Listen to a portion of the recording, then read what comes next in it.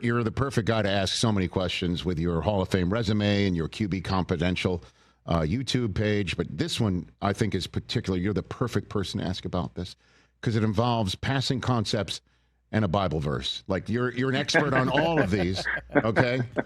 A.J. Brown tweeting out a Bible verse about patience, essentially, after another minimal target game, to say the least.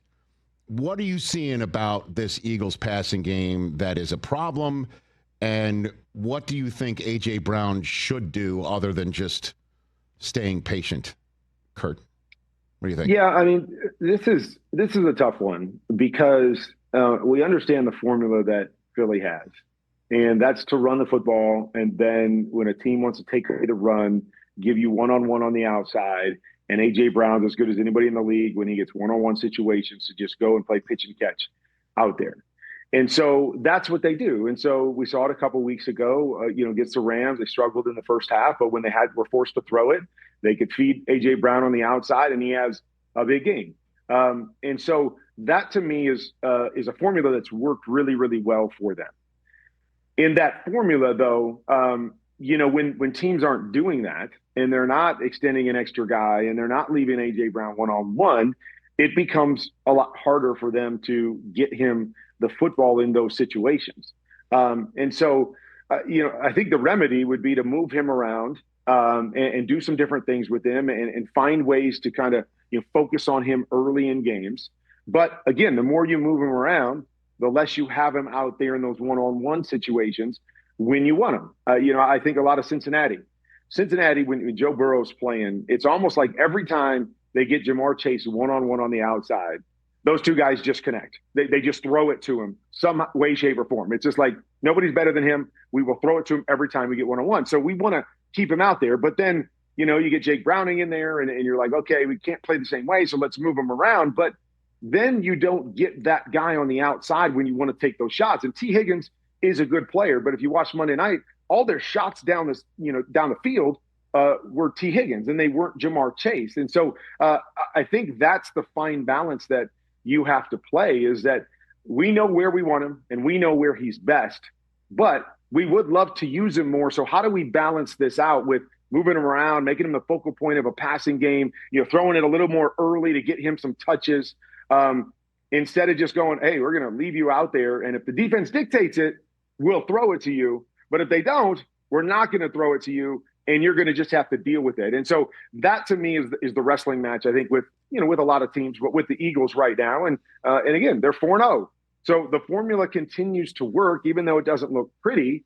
And that will be, I think, the wrestling match all year long with what do we want to do? How do we want to do it?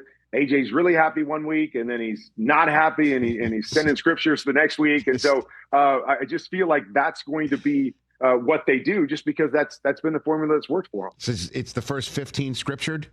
Is that what you're saying right now for him? Has he got 14 more? He's got 14 more to go, or is the passing game going to get better, Kurt? You know what I mean? The question is, those first 15 scriptures, are they talking about patience, or are they talking about aggressiveness and feeding him? I don't know which one it is. So we'll have to see each week. Okay, very good. Kurt Warner here on the Rich Eisen Show, and then you alluded to the Ravens earlier, Kurt.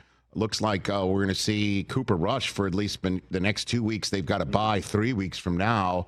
Joe Flacco is out, and Dylan Gabriel is going to be a raw rookie starting in an international setting.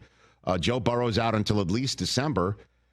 And Aaron Rodgers chilling on a bye week at 3-1. So the Steelers appear to be set up right now. What about what you're seeing, what we saw from them on NFL Network in Dublin moving forward? Kurt, what do you think? Yeah, I mean, we talked about it on game day, and I didn't think the Steelers were a contender based on what I had seen the first few weeks of the season. Boy, they looked really good, in this game in London. And, it starts with their defense, defense being able to slow down the run, but get turnovers and do the things that they have been doing on the back end that just feeds into their offense. I still feel like their offense has a way to go, that they got the big play to DK, that 80-yard touchdown. But that was actually on a busted coverage by Minnesota. And again, no fault of the Steelers. You take advantage of mistakes that defenses make, of course. But outside of that, it was still a lot of the short dink and dunk type stuff. Now, can they live in that world if their defense is taking the football away and doing the things that they do? Well, yeah, they can.